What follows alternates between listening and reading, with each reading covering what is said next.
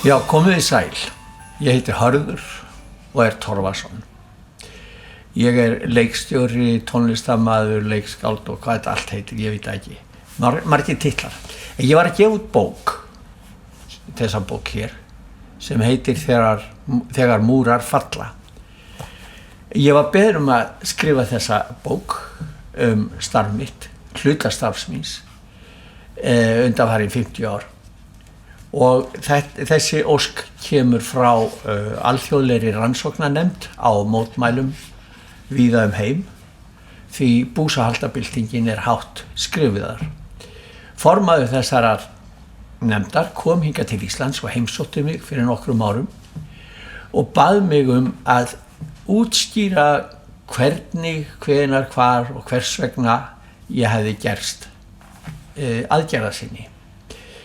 Og það 50 ár síðan það gerðist. Ég var þá þekktur leikari, dansari, tónlistarmaður og hafði mikið að gera og var fyrstur Íslendinga til að segja það opinberlega að ég væri samkynhneigður. Og þetta augnablik gerði það að verkum að það var gjörsamlega lokað á mig. Ég fékk enga vinnu á Íslandi. Og þetta svona þöggun og óréttlæti og ég brotnaði niður og ætlaði að svipta mér lífi, en sem betur fer þá misheppnaðist það og sem var til þess að ég settist niður og spurði sjálfa mig hvern fjandann var ég að gera. Ég fór að hugsa málið, fór í göngutúr og sá það að mitt hlutverk væri að takast á við það að berjast fyrir mannréttindum á Íslandi.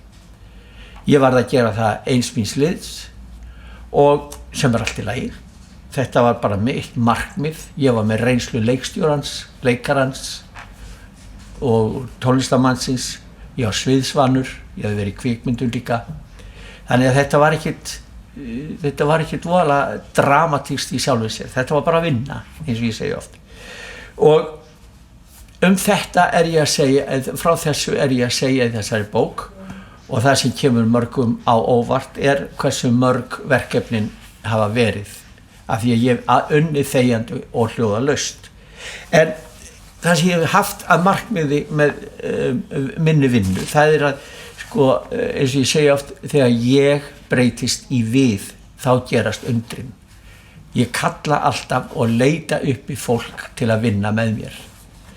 Og til þess við aðeins, við verðum að vinna þetta saman.